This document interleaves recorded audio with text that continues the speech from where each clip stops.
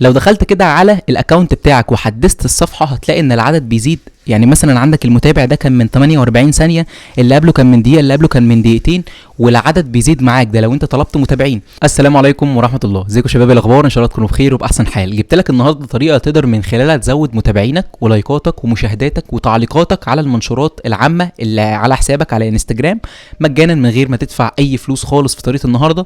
في نفس الوقت برضو تقدر ان انت تستخدم الطريقه دي اكتر من مره على حسب انت حابب تستخدمها كم مره في اليوم، وفي نفس الوقت برضو مش هتعلق معاك ومش هتقف معاك فيها اي مشكله. الطرق ديت بتكون مجانيه وبتكون ثابته معاك، يعني ما بتتغيرش او ما بتتقفلش بعدين، فاهمني؟ فده اللي بيخليني اشرحها وان انا اتكلم عنها كل اسبوع تقريبا مرتين او مره تقريبا، يعني مش متذكر قوي. المهم انك تصلي على النبي كده وتذكر الله عشان ربنا يبارك كده في اللي احنا بنعمله. وكمان ما تنساش انك تعمل اعجاب للفيديو، وكمان اشتراك في القناه لو ما كنتش مشترك او اول مره تشوفني، وكمان ما تنساش تفعل زر الاشعارات على الكل علشان يوصلك كل الفيديوهات الجديده اول باول ان شاء الله. دي حاجه. الحاجه الثانيه هسيبك بقى مع الشغل المدفوع علشان تفهم نقطه انك لو عايز تشتري متابعين تعمل ايه لشراء المتابعين، وان انت عايز تزود متابعين حقيقيين مصريين عرب او حتى اجانب او حتى فيك او حتى لايكات. كل ده طبعا موجود على الواتساب اللي ظهر قدامك على الشاشه ده. موجود خدمه عملاء موجوده على مدار اليوم، تقدر ان انت تسالها عن العروض للفيسبوك العرب، التيك توك العرب، الانستجرام العرب والمصريين من اي دوله انت محتاجها. وكمان متاح اجانب بعروض واسعار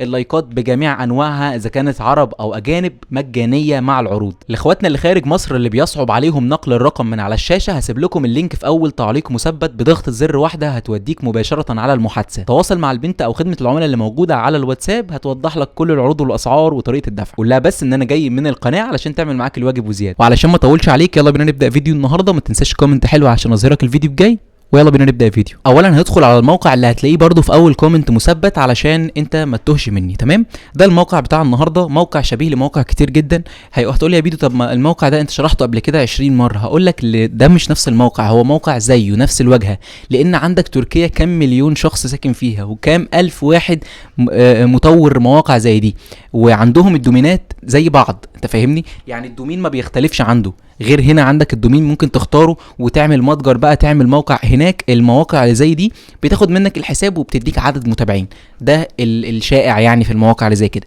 وكمان انت بتسجل من خلال العلامه دي اللي هي علامه المدخل دي، بتحط اسم حساب غير اساسي وكمان باسورد حساب بيكون غير اساسي، وبتكون عامله زي ما الطريقه اللي انا بوضحها لك على طول في القناه. هتلاقيها في اول كومنت مثبت برده لو كانت واجهتك اي مشاكل. هتحط هنا اسم المستخدم وكلمه المرور، وهتبدا ان انت تحط الاسم ده. طبعا ده اكونت غير اساسي وكنت مسجل بيه في الموقع ده، يعني موقعين زي بعض اهو، وكنت مسجل في الموقع اللي فوق بيه وخدت عدد متابعين كمان، ده في الفيديو اللي فات.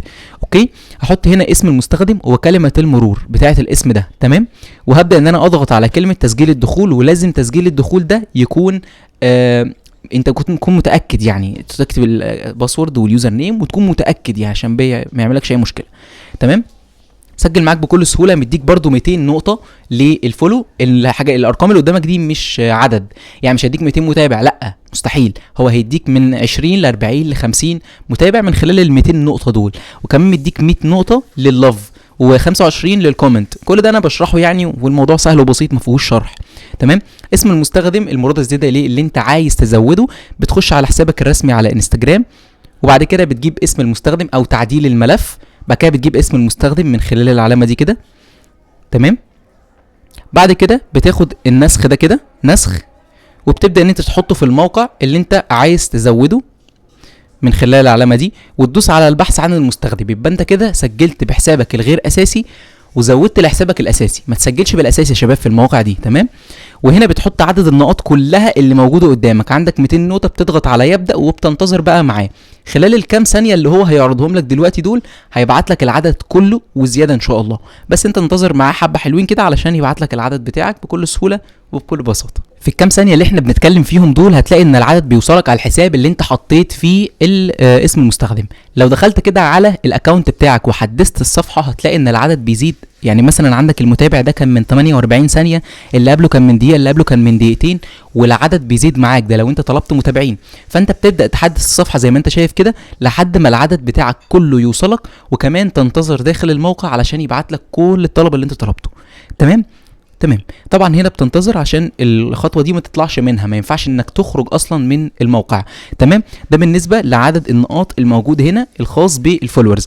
كمان عندك عدد نقاط موجود لللاف، وتقدر تحط رابط المنشور اللي انت عايز تزوده عدد لاف. تمام كده.